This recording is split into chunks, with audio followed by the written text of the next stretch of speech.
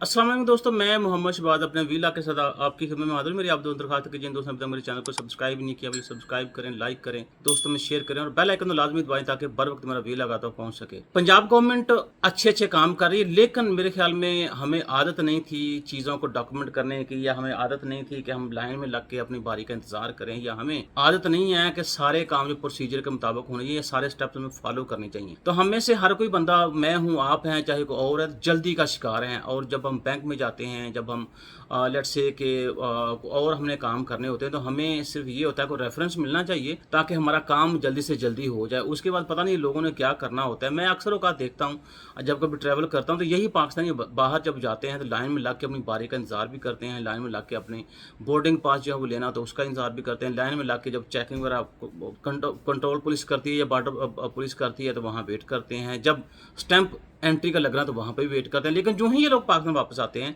तो जहाज़ से अभी उतरे नहीं है तो फ़ोन निकाल के रेफरेंस ढूंढना शुरू कर देते हैं और एयरपोर्ट के ऊपर जाके सबसे पहले कोशिश करते हैं कि हम स्टैंप लगवा लें, और फिर वो बाकी लोगों को बताते हैं। और फिर बड़ी मज़े की बात यह है कि ये सारी उनकी तगदो जो है उसकी कसरत जब सामान आता है तो वहाँ पे पूरी हो जाती है, सामान तो जारी बात है अपने हिसाब से आएगा। तो इसी तरह अभी गवर्नमेंट ने रियल स्टेट के कारोबार को बूस्ट करने के लिए ग्रीन प्रॉपर्टी सर्टिफिकेट जो है वो आवाम के लिए लाजमी करार दे दी, ताकि जो बंदा सेल करे या बाय करे उसके लिए ये सर्टिफिकेट जो है लाजमी है। लेकिन बात तो यह है कि आपने कानून बना दी, इंप्लीमेंटेशन कर दी, लेकिन उसके साथ साथ बाकी इदारे जो थे उनको शायद पता नहीं अपने कोऑर्डिनेट नहीं कर पाई पंजाब गवर्नमेंट, या अभी वो काम हो रहा है, हम इसको यूँ कह सकते हैं।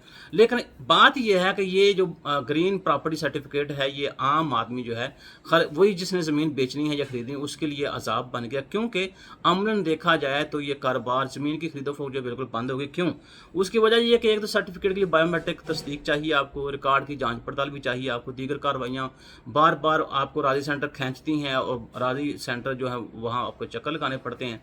अब मसला ये है कि जब रजिस्ट्री है, इंतकाल है, उसके बावजूद ग्रीन प्रॉपर्टी सर्टिफिकेट जो है उसकी दोबारा तस्दीक जो है वो की जाती है और उसके लिए ज़ाहिर बात मुख्तलिफ मराहल से गुजरना पड़ता है। लोग अब ये कहते हैं कि इससे हो क्या रहा है कि उनके वसाइल का ज़िया हो रहा है। लेकिन आप देखें कि ये सिस्टम जो है, ज़ाहिर बात इस सिस्टम को अडाप्ट आपने करना है, इस सिस्टम को अपने ऊपर आपने लागू करना है। जब आप इसके आदी हो जाएंगे तो चीज़ें मेरे ख्याल में ठीक होना शुरू हो जाएंगी। ये जो ग्रीन प्रॉपर्टी सर्टिफिकेट है बेसिकली ये जो कब्ज़ा माफिया थी या जाली लोग इंतकाल करवा रहे थे, जाली रजिस्ट्रियाँ बनवा लेते थे, आपसे फ्रॉड हो जाता था, मेरे ख्याल में उसकी रोकथाम के लिए ये बहुत अच्छा कदम है गवर्नमेंट ऑफ पंजाब का। और इसके ऊपर गवर्नमेंट को मेरे ख्याल में हम लोगों को चाहिए कि हम इनको अप्रिशिएट करें। और दूसरी बात यह है कि हम अक्सर जो है वो गालियाँ देते हैं, या हम अक्सर कहते हैं यार देखें मेरा 1500 का चलान हो गया, मेरे पास हेलमेट नहीं था तो मेरा 2000 का चलान हो गया।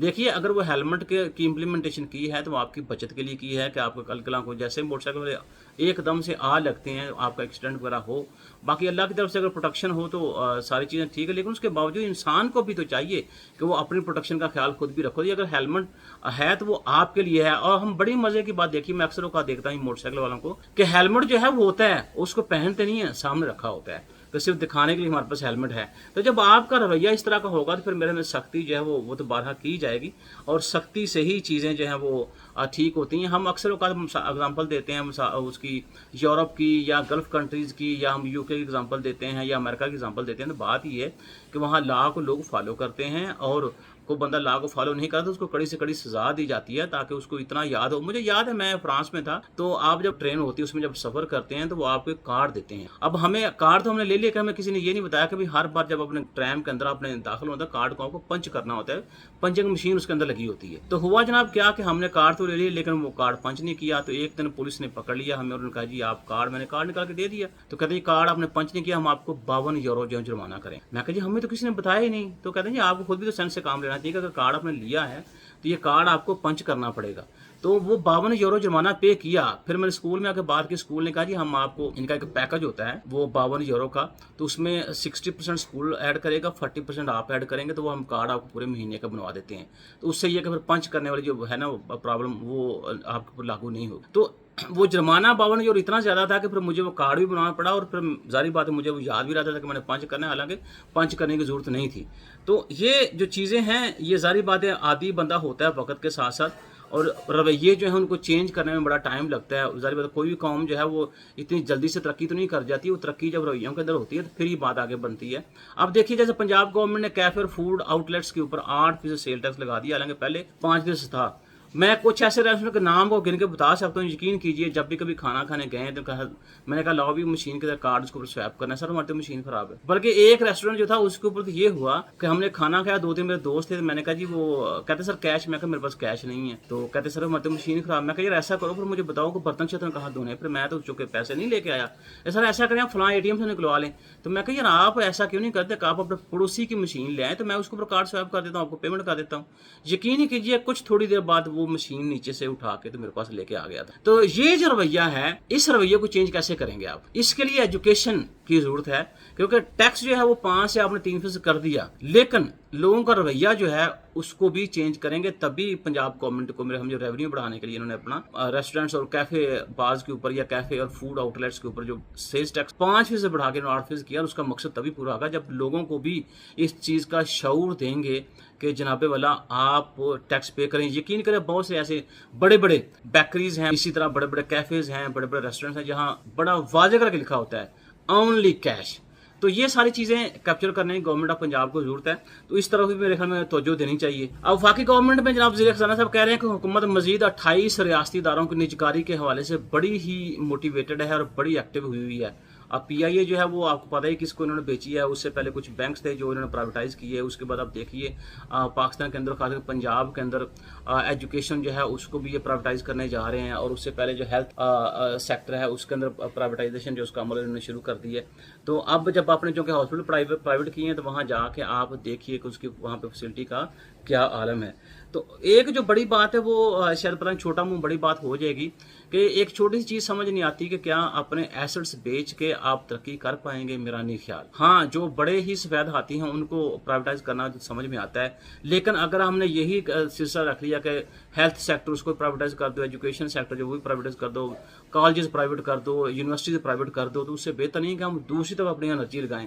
बड़ी अच्छी एग्जाम्पल है, हमारे एक पंजाब के मिनिस्टर हैं राणा सिकंदर साहब, तो उन्होंने कहा जी मैं कितने सारे PhD मुझे मिले हैं, तो उनसे बंदा पूछे कि आप इतने सारे MPs हैं तो क्या आपके बच्चे जो हैं वो पब्लिक स्कूलों के अंदर स्कूल जाते हैं? आप गवर्नमेंट चला रहे हैं तो आप अपने अदारे या पब्लिक सेक्टर के अंदर या पब्लिक एजुकेशन जो है अपने बच्चों को उन अदारों में नहीं दिलवा रहे थे। जब आपका इत्मीद नहीं है पब्लिक इंस्टीट्यूशंस के ऊपर, तो एक आम आदमी जो है वो कैसे आपके ऊपर इतबार करेगा? तो ये देखिए म्यार जो है। और हमारे वज़ीर ख़ज़ाना पाकिस्तान बैंकिंग समिट 2026 की इफ्तिताही तकरीब हुई है, उसके अंदर ये बातें कर रहे हैं कि पिछले साल की निस्बत ये साल मुआशी तौर पर बड़ा मुस्तहकम रहा है। बड़ी सनत के नमू के सबब GDP के अंदर तकरीबन GDP ग्रोथ जो है वो 307% रिकॉर्ड हुई है। साथ उन्होंने कहा तरसीलात ज़र जो हैं फॉरेन रेमिटेंस जो है उसके अंदर इजाफे की वजह से करंट अकाउंट जो है वो भी माली तौर पर बड़ा मुस्तहकम रहा है। साथ उन्होंने ये कहा कि 26 के अंदर जो फॉरेन रेमिटेंस थी वो आपकी 41 अरब से बढ़ के 42 अरब डॉलर तक रहने का वो तखमीना उन्होंने लगाया। तो इसी बात को मद्देनजर रखते हुए प्राइम मिनिस्टर ऑफ पाकिस्तान ने पाकिस्तान की एम्बेसीज को दुनिया में जहाँ जहाँ हैं कहा है कि नौजवान जो हैं उनके लिए रोजगार तलाश करने के जो मौके हैं उनको देखा जाए, या उनके रोजगार के लिए नए से नए मौके तलाश किए जाएं। इसमें यकीन कीजिए मैं अभी जिस मुल्क में बैठा हूँ उस मुल्क की एम्बेसी के अंदर मैं गया, पाकिस्तान की एम्बेसी थी, तो मैंने पासपोर्ट जो था अपना उसके लिए रीन्यू कराना था, उसके लिए मैं गया था। तो वहाँ मेरे देखते ही देखते पाकिस्तानी था, उसने कहा यार मैं एक रेस्टोरेंट खोलना तो मुझे इतने लोग जो है ना वो चाहिए। तो वो जो मुतलका वहाँ बंदा बैठा उसने इतना नहीं किया कि मैं चेहरे के ऊपर मुस्कुराहट लेके आऊँ और उस बंदे का अच्छे तरीके से इस्तेकबाल करूँ और ये कहूँ आपकी बड़ी मेहरबानी, और कोई एम्प्लॉयमेंट अपॉर्चुनिटी इस तरह से हों पाकिस्तानी स्टूडेंट्स के लिए पाकिस्तान में, तो हमें बताइएगा तो हम आपसे जितना कॉपरेट हो सकेगा हम कर सकें। तो उस बंदे ने कहा जी कुछ लेके आए हैं आप, कोई नोटिस वगैरह? उसने कहा हाँ जी मेरे पास ये मेरे रेस्टोरेंट का नाम है, ये उसका एड्रेस है और ये कॉन्टैक्ट नंबर है। अच्छा ऐसा करें आप वहाँ नोटिस बोर्ड पे लगा दें। तो आप जब इस तरह का रवैया रखेंगे तो मुझे बताएं कि क्या वाकई आपका नौजवान जो है उसके इंटरनेशनल मार्केट के अंदर उसकी खपत जो है उसमें इजाफा कर पाएंगे? नहीं तो हमें ये भी रवैया जो है वो चेंज करने की ज़रूरत है। और साथ साथ मेरे ख्याल में गवर्नमेंट को चाहिए कि हमारी जो स्किल्स एंड ट्रेनिंग का जो शुबा है या टेक्निकल एजुकेशन जो है उसको हमें इंटरनेशनल मार्केट की डिमांड्स के मुताबिक ढालने की भी ज़रूरत है, ताकि ऐसा हो कि जब हमारा जो नौजवान है वो जब अपनी स्किल्स एंड ट्रेनिंग के साथ बाहर निकले तो उसको किसी किस्म की परेशानी ना हो। और हमें जब चीज़ों को लिंक करेंगे, जब हम अपने आप को इंटरनेशनल मार्केट के साथ लिंक करेंगे तो फिर नौजवानों को बाहर भेजना और उनका रोज़गार वहाँ से तलाश करना और उनको रोज़गार पर लगाना बहुत ही आसान हो जाएगा। क्योंकि जब आप अपने आप को इंटरनेशनल मार्केट के साथ, इंटरनेशनल मार्केट की डिमांड के साथ आप अपने आप को, जारी बात है, वो तैयार नहीं करेंगे तो मेरा नहीं ख्याल कि आपकी जितनी काविशें हैं वो उस सतह पे जाके आपको अच्छा आउटकम दे सकें जो आपको मिलना चाहिए। और ये जो लोग बाहर जाके काम करते हैं या बाहर जाने के लिए बड़े उतावले हो रहे हैं, यकीन कीजिए दुनिया के अंदर अब पाकिस्तान खासकर जितने भी ये डेवलपिंग कंट्रीज हैं उनकी लेबर की डिमांड जो है वो डे बाय डे कम होती जा रही है। उसकी वजह ये लोकल ये समझता है कि ये फॉरनर्स आके सस्ते दामों में काम करते हैं, हमारे जो एम्प्लॉयमेंट के अपॉर्चुनिटीज़ हैं उसको भी ये खा जाते हैं। तो अब डेवलपिंग कंट्रीज खास एशियन जहाँ पाकिस्तान जैसे बांग्लादेश हो गया, श्रीलंका, नेपाल, इंडिया, तो इसके बारे में डे बाय डे यूरोप की और दूसरे मुल्क जो उनकी पॉलिसी जो वो सख्त होती जाएगी। अमेरिका जो है इंडियन के साथ कर रहा है वो तो आपके साथ ही है।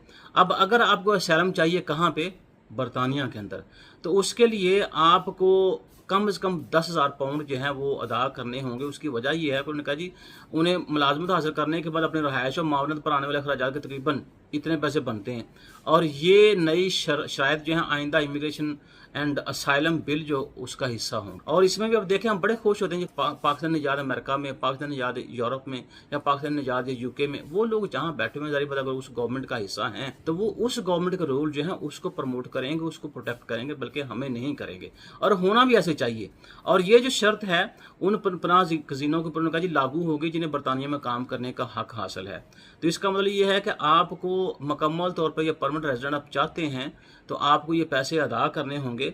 और ये बात जो वज़ीर दाखिला शबाना महमूद ने कही है, और उन्होंने कहा है कि ये बात ये जो लॉ है इस बात की अक्कासी है कि पनाह का ये मावनत एक हक है, लेकिन इसके साथ एक जिम्मेदारी भी वाबस्ता है। बरतानवी वज़ीर दाखिला के मुताबिक गुज़श्ता साल पनाह के मुतलाशी अफराद की मावनत पर टैक्स दहिंदान के तकरीबन 4 अरब पाउंड खर्च किए। अब वो क्यों खर्च करें आपके ऊपर? जारी बात है उन्होंने अपने पैसे बचाने हैं, तो वो बड़े ही सेंसिबल डिसीजन कर रहे हैं। अल्लाह ताला की ज़ात मेरे हुक्म बाला को भी इस तरह के सेंसिबल डिसीजन करने की तौफीक अता फरमाए।